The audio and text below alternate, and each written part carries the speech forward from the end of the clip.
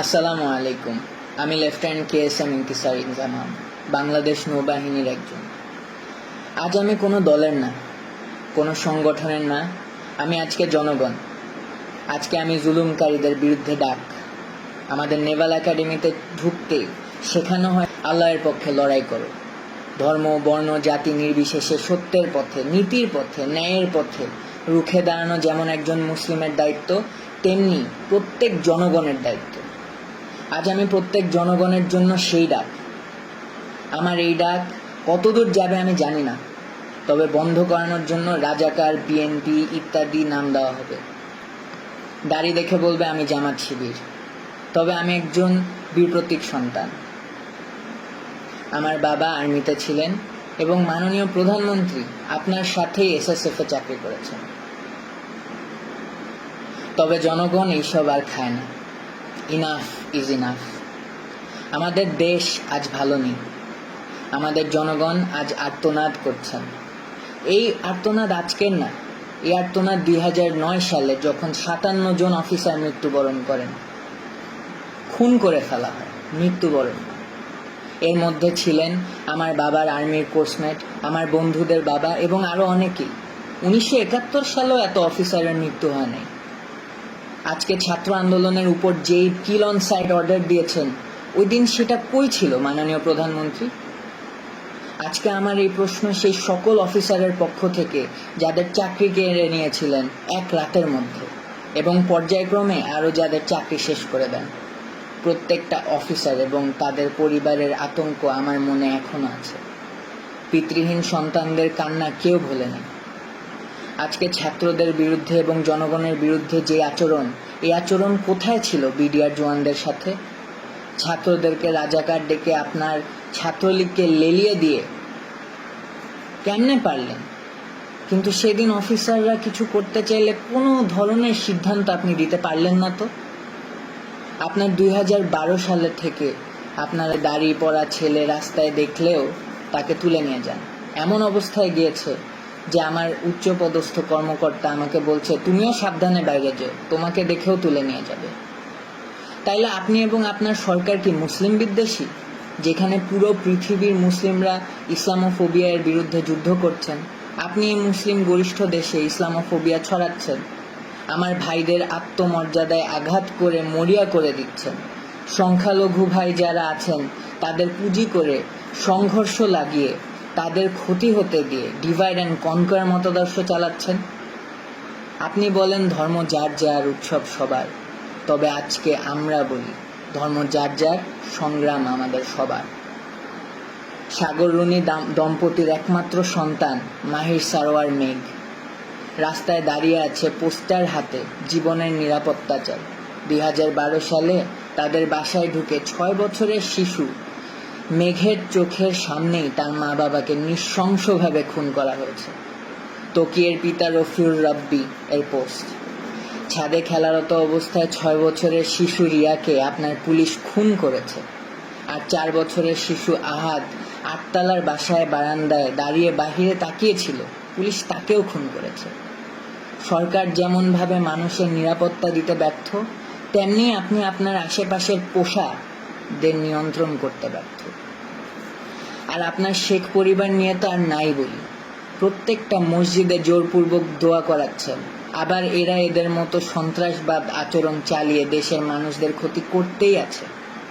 ছোট ছোট বাচ্চাদের 2020-এ সুশীলদের ভিতর থেকে যারা সৎসাহসী প্রতিবাদী, এরা সবাই ক্ষতিগ্রস্ত, এবং তার সাথে যুক্ত হলো মেজর সিনহা এবং আবরার ফাহাদের হত্যা। এখন এসেছেন ছাত্র আন্দোলনের বিরুদ্ধে শুট করার বেআইনি সিদ্ধান্ত নিয়ে, এবং এর মধ্যে ডিফেন্সকে জড়িত করে আমাদের আত্মমর্যাদা এবং নৈতিকতার প্রশ্ন এনেছেন। এই জন্যই আজকে আমি একটা জুনিয়র অফিসার হয়েও সকল সশস্ত্র বাহিনীর অফিসার এবং সৈনিকদের পক্ষ থেকে তীব্র প্রতিবাদ জানাচ্ছি। আপনার কারণে আজ সারা বিশ্বের সামনে আমরা লজ্জিত, এবং আমাদের ভাই বোনদের সামনেও আমরা সমালোচিত। ছাত্রদের ছোট একটা আন্দোলন, সেইটার উপায় না করে কেন আপনার এই গেদর লীগকে আমাদের ছাত্রদের উপর লেলিয়ে দিলেন?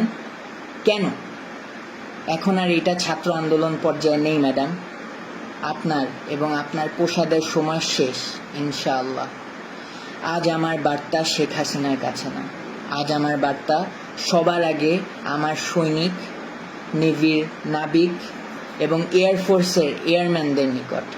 আপনারা আমাদের ভাই, আপনাদের শক্তিতে শক্ত 3 বাহিনী। আপনারা যদি চান জনগণের পক্ষে, আপনারা সবচাইতে বড় ঢাল। অফিসার আছে, চেইন অফ কমান্ড আছে, তবে এইসব বানানো কি দালাল রাজনীতিবিদের চাকরগিরি করতে? বীর সৈনিকদের এই কলিজা। আমি জানি যে আপনাদেরও ভিতর অনেক ক্ষোভ, সত্যের পথে দাঁড়াতে না পেরে। আজকেই সময়, এই হয় জনগণের পক্ষে অস্ত্র ধরেন অথবা ভুলে যান যে আপনি একজন সৈনিক। Sir, I am reaching out to all my seniors and juniors within the 3 forces. This is that historic moment, sir. This is when you choose the right side. Let's make a difference. Sir, আমি আপনাদেরকে একজন একজন করে rich করতে পারিনি, কারণ কার মনে কি সেটা বোঝা আমার পক্ষে সম্ভব না। আমার এই জন্যই বের হয়ে আসতে হলো, কারণ আমাদের মনের কথা কারো না কারো তুলে ধরতেই হবে। তার জন্য হলাম আমি বলির বকরা। সবাই আমরা সুসন্তান। আমি জানি আপনারা জনগণের পক্ষ যেতে দ্বিধাগ্রস্ত হবেন না। Either take power to assist or assist the citizens of the nation to make things right. Sir, 3 বাহিনীর প্রধান স্যারদের নিকট কিছু কথা। জেনারেল আজিজ, বেনজির, হারুন, বিপ্লব কুমার, এদেরকে দেখেন এবং অন্যান্য সকল তাদের ফলেন পনদেরকে দেখেন। তাদের ব্যবহার শেষ, তাদেরকে টিস্যুর মতো ফেলে দেওয়া হয়েছে, যদিও তারা এককালে দুর্নীতি রাজার মতো করেছে। স্যার, সশস্ত্র বাহিনী কোনো পুতুল বাহিনী না। আজকে আপনাদের সিদ্ধান্তের উপর আমাদের পূর্বের এবং আগামীর আত্মমর্যাদা নির্ভর করে।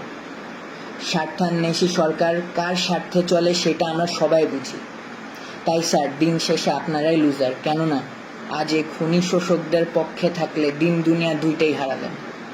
আমাদের কাজ শেখ হাসিনার জন্য মূর্তি বানানো না, বা লেডিস ক্লাব চালানো না, বা সরকারের পক্ষে পাচাটা কর্মকাণ্ড করা না। যদি থাকতেই হয় তাহলে জনগণের পাশে থাকা। আমাদেরকে ব্যবহার করে করে আমাদের মধ্যে রাজনীতি যেভাবে প্রবেশ করিয়েছে এই সরকার, তার উত্তর দিতে হবে। অনুচ্ছেদ 45 হিসাবে সকল বাক স্বাধীনতা ফেলে দিয়ে বোবার মতো চললেও দিন শেষে আমাদেরও বিবেক আছে, ধর্ম আছে, আমরাও মানুষ। এটাই সেই সময় বিবেকের পক্ষে দাঁড়ানো। এই সিস্টেম বদল আনতেই হবে। জাতি পঙ্গু হয়ে যাচ্ছে, যেটার পরিচয় আমরাই। আমরা এতটাই জিম্মি হয়ে গিয়েছি যে আমাদের ঠিককে ঠিক বলার ক্ষমতা নেই। আমাদের সম্মান, ঐতিহ্য এবং মূল্যবোধ তুলে ধরার সময় আজকেই। অবসরপ্রাপ্ত অফিসারদের প্রতি আহ্বান আমার, আপনারা অনেকেই সত্যের পক্ষে দাঁড়াতে চাকরি হারিয়েছেন, সম্মান হারিয়েছেন। আজকে গত 15 বছরের জবাব দেওয়ার সময় চলে এসেছে। জনগণের প্রতি আহ্বান আমার, 2009 গেল, আপনারা অফিসার না, তাই অফিসারদের মৃত্যুর পক্ষে সংগ্রাম করেন নাই। এরপর আবার 2018-তে ওরা এসেছিল 18-র কোটা আর নিরাপদ সড়ক চাই আন্দোলনের ছোট ছোট বাচ্চাদের, ছেলে মেয়েগুলোকে গুম খুন করতে। এবারও আপনি কিছু বললেন না, কারণ এই ছেলে মেয়েগুলো আপনার সন্তান না। 2020-এ ওরা আবার এসেছিল সুশীলদের ভিতর থেকে, যারা সৎসাহসী প্রতিবাদী, তাদেরকে গুম খুন করতে। তারপরে আপনি কিছু বলেননি, কারণ আপনি ওদের মতো সুশীল না। এখন 2024-এ ওরা এসেছে আপনাদের নিজেদের সন্তানদেরকে গুম খুন করতে। এখনো আপনারা বলছেন আপনার সন্তান না? যেদিন আপনার সন্তান হবে সেদিন পর্যন্ত অপেক্ষা করবেন? তাইলে আপনার ইচ্ছা 6 বছরের রিয়ার মতো আপনার বাচ্চা ছাদে ঘুরতে গিয়ে গুলিবদ্ধ হোক, এবং আবু সাইদ, মুগ্ধ, রাইহান, তানভীর, হৃদয় ও ওমর আরো অনেকের সন্তানের মতো আপনার ছেলে রাস্তাঘাটে মার খেয়ে গুলিবদ্ধ হয়ে পড়ে থাকুক, পুলিশের আর্মার্ড গাড়ির উপর মরে পড়ে থাকুক, যার লাশকে ঘরের ময়লার মতো ফেলে দিবে রাস্তার উপর। আপনার ছেলে নিরস্ত্র হয়ে কোনো বিল্ডিংয়ে ঝুলে আশ্রয় নিয়ে থাকা অবস্থায় এই খুনি সরকারের লোক এসে নির্দ্বিধায় গুলিবদ্ধ করে মেরে ফেলবে, এইটা চান? শিশু আহাদ এর মতো গুলিবদ্ধ হয়ে আপনার কোলের মধ্যে শেষ নিঃশ্বাস ত্যাগ করার সময় বলবে, বাবা তোমার বুকেই থাকবো আমি, তখন আপনার টনক নড়বে? এটা না চাইলে ধর্ম বর্ণ নির্বিশেষে রাজপথে আসেন। জনগণের সাথে মিলে সশস্ত্র বাহিনী এই দাবি পূরণের জন্য জনগণের সুরক্ষা নিশ্চিত করবে এবং জনগণের স্বার্থে অস্ত্র ধরবে, এইটাই আমার প্রত্যাশা। আপনারা মনে রাখবেন, বহিরাগত শক্তি এখন দেশে বিদ্যমান। তারা অনেক উপায়ে দুই পক্ষের মধ্যে সহিংসতার সৃষ্টি করতে সন্ত্রাসী কর্মকাণ্ড চালাবে এই খুনি সরকারকে টিকায় রাখতে। তাই ছন্নছাড়া হবেন না, সবাই রাজপথে নামেন।